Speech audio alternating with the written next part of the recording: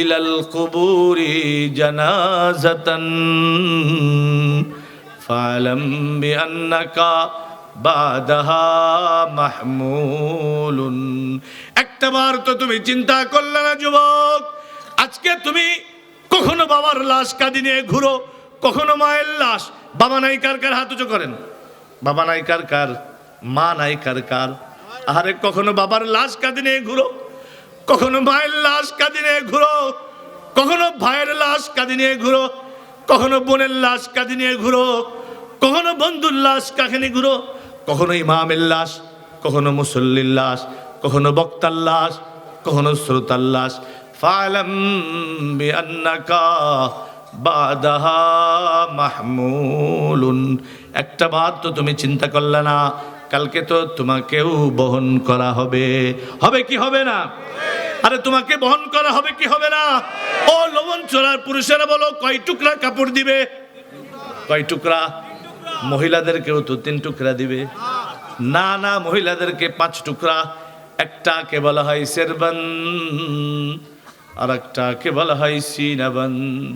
একটা দিয়ে মাথার চুল আর মাথা ঢাকা হবে, আর একটা দিয়ে বক্ষ দেশ আর বডি ঢাকা হবে।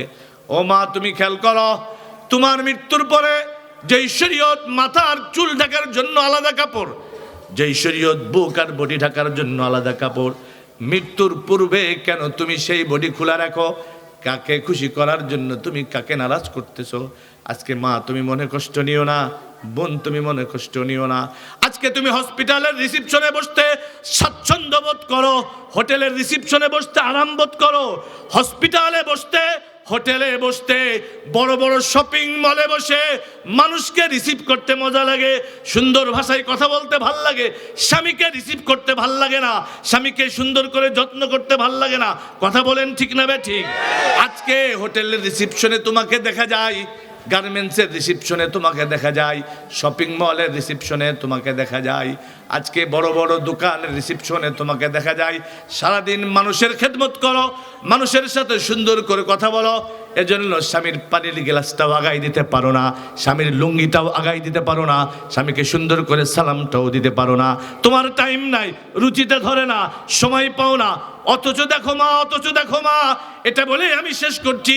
এই আবু তালহা বিবাহ করেছে, একটা ছেলে হয়েছে, নাম উমায়ের। স্বামী স্ত্রী দুজন মিলে খুব আদর করে। হঠাৎ একদিন বাচ্চাটা অসুস্থ হয়ে গেছে। স্বামী আবু তালহা নবীজির দরবারে চলে গেছে, এদিকে স্ত্রীকে বলে গেছে বাচ্চা খেয়াল করবে। আল্লাহর কি ইচ্ছা, আবু তালহা বাড়ি থেকে বেরিয়ে গেছে, আর স্ত্রীর হাতেই, স্ত্রীর চোখের সামনেই বাচ্চাটা মারা গেছে। এখন এই মা কি করছে দেখুন খেয়াল করে। এই মা সুন্দর করে নিজের সন্তানকে গোসল দিয়েছে, আতর গোলাপ মাখিয়েছে, সুন্দর করে সুগন্ধি লাগিয়ে কাপড় পেঁচিয়ে ঘরের এক কর্নারে রেখে দিয়েছে। হযরত আনাস বলেন, আমাকে ডাক দিয়েছে, আমাকে ডাক দিয়েছে আবু তালহার স্ত্রী। আবু তালহার স্ত্রী আমাকে ডাক দেওয়ার পরে আমি গিয়ে বলেছি, বলেন কি? কয় আবু তালহাকে ডাক দাও, আসতে বলো, কিন্তু আমার সন্তান মারা গেছে এই কথা বলবে না। আনাস গিয়ে আবু তালহাকে বলেছে, তোমার স্ত্রী ডাকে। আবু তালহা বাড়িতে আসছে সন্ধ্যার সময়, সারাদিন রোজা ছিল, খাবারের প্রয়োজন, স্ত্রী আগে খাবার দিয়েছে, সুন্দর করে রিসিভ করেছে, মাথার মধ্যে তেল লাগিয়ে দিয়েছে। ও মা খেয়াল করো, কি পরিমাণ আল্লাহকে ভালোবাসতে পারলে নিজের সন্তান মারা গেছে, এই সন্তানের কষ্ট বুকে চাপা দিয়ে নিজের স্বামীর খেদমত করে স্বামীকে সন্তুষ্ট করার চেষ্টা করতেছে। এদিকে স্বামী ঘুমিয়ে পড়েছে, এমনকি একটা পর্যায়ে গিয়ে স্বামী স্ত্রীর যে আচরণ এটাও হয়ে গেছে। সকালবেলা দুজন গোসলও করেছে। গোসল করে যখন আবু তালহা বাড়ির থেকে বেরিয়ে যাচ্ছে, জিজ্ঞাসা করছে বাচ্চাটা কই, কেমন আছে? কয় সে এখন অনেক শান্ত, সে অনেক শান্ত। কয় তাইলে আমি গেলাম? কয় না, বসো, পাশে কথা আছে। আস্তে করে স্ত্রী স্বামীর হাতটা ধরেছে, পাশে বসিয়েছে। ও মহিলা, ও মা, ও বোন, তুমি তো কোনোদিন স্বামীর হাতটা ধরলা না, স্বামীর খেদমত করলা না। ধরো ঠিকই অন্যজনের, আর শুধু তোমাদেরকে না, যুবকদেরও বলি, একজন মা তার মেয়েটাকে জন্ম দিয়ে, একজন বাবা তার মেয়েটাকে জন্ম দিয়ে আজকে বহু দূরে তোমার হাতে ছেড়ে দিয়েছে।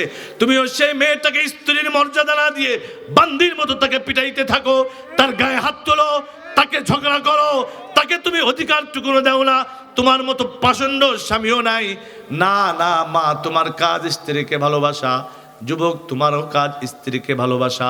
দুনো দিক থেকে যদি ভালোবাসা আসে তাইলে এই ঘরটা জান্নাতে রূপান্তরিত হবে।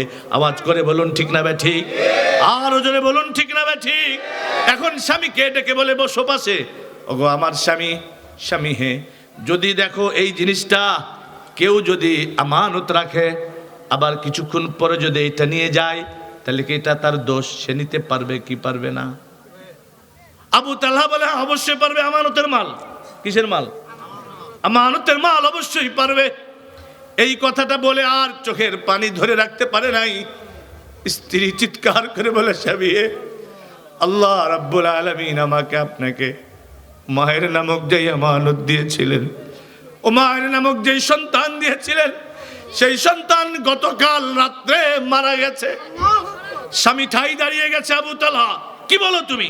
গতকাল রাত্রে সন্তান মারা গেছে, তুমি আজকে আমাকে এই কথা এখন বলতেছো? আমি তোমার বিরুদ্ধে রাসূলুল্লাহর দরবারে বিচার দায়ের করব। স্বামী দৌড়ে গেছে নবীজির দরবারে, ইয়া রাসূলুল্লাহ, ইয়া হাবিবাল্লাহ, আবু তালহা আমি আবু তালহা আপনার সাহাবী, আপনার আদরের সেই মায়ের আর নাই। নবীজি বলেন, আবু তালহা, এটা আমিও জানি, তুমি তো আমাকে এখন বলতেছো। জিবরিল আমিন আমাকে কালকে জানিয়ে গেছে। কই শুধু তাই নয়, তোমার স্ত্রীর আচরণে আমার আল্লাহ খুশি হয়ে গেছে। তোমার স্ত্রীর আচরণে আমার আল্লাহ খুশি হয়ে গেছে। এরকমও কি ঘটনা ঘটতে পারে? নিজের সন্তান মারা গেছে, আমি বানিয়ে বানিয়ে বলছি না, হাদিসের মধ্যে আছে, নিজের সন্তান মারা গেছে, সেই সন্তানের জন্য শোক না করে, সেই সন্তানের জন্য কান্না না করে, বরঞ্চ স্বামীর খেদমতে ব্যস্ত। মা, আমার শেষ কথা, তুমিও স্বামীর খেদমত করো, তুমিও 5 ওয়াক্ত নামাজ পড়ো, তুমিও রমজানের রোজা রাখো, তুমিও লজ্জা স্থানের হেফাজত করো। নবীজির বক্তব্য, আল্লাহর তৈরি জান্নাতের মালিক হয়ে যাও। রাজি আছেন আপনারা? আমাদের হাতটা করছেন কেন? না না, আপনার ঘরে স্ত্রী আছে, আপনার ঘরে মেয়ে আছে, আপনার ঘরে বোন আছে, আপনার ঘরে মা আছে, 4 জন তো আছে।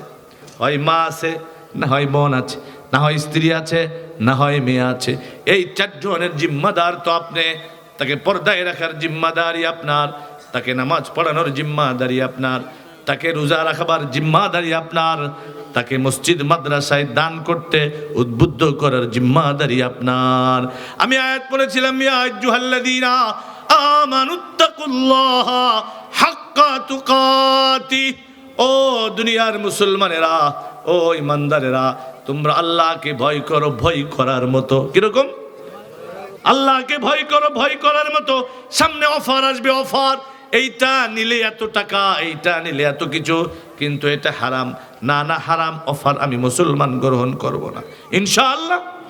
আল্লাহর ভয়ে আমি হারাম মাল ধরবো না, হারাম কামাই করব না, অবৈধ উপার্জন করব না। আর সামনে নির্বাচন আসতেছে, অবশ্যই ভোট একটা আমানত। ভোট কি? কাকে দেবেন, কোন দলে দেবেন, কোন মার্কায় দেবেন, এটা আমি বলবো না। তবে ভোট তাকেই দেবেন যে নামাজ পড়বে, ভোট তাকেই দেবেন যে রোজা রাখবে। যদি আজকে বেনামাজিও বলে আমারে ভোট দাও, নামাজ পড়বো, অসুবিধা নাই, দেন, কিন্তু নামাজ পড়তে হবে। তাকে কি পড়তে হবে? নামাজ পড়তে হবে। যার কাছে দেশটা নিরাপদ থাকে, কথা বলেন ঠিক না ভাই? ঠিক। যে দেশ ভারতের কাছে বিক্রি করবে না, যে দেশ আমেরিকার কাছে বিক্রি করবে না, ভোটটা তাকেই দেব, এমপি সেই হবে। আর এদেশে কোন জনগণ এমপির পেছনে ঘুরবে না, এমপিকেই জনগণের পেছনে ঘুরতে হবে। এমপিকেই জনগণের বাড়িতে বাড়িতে ঘরে ঘরে গিয়ে খবর নিতে হবে। এরকম ব্যক্তিকেই ভোট দেবেন ইনশাআল্লাহ। আল্লাহ তৌফিক দান করেন, আমিন। ওয়া আখিরু দাওয়ানা আনিল হামদুলিল্লাহি রাব্বিল আলামিন। দরুদ শরীফ পড়েন। আল্লাহুম্মা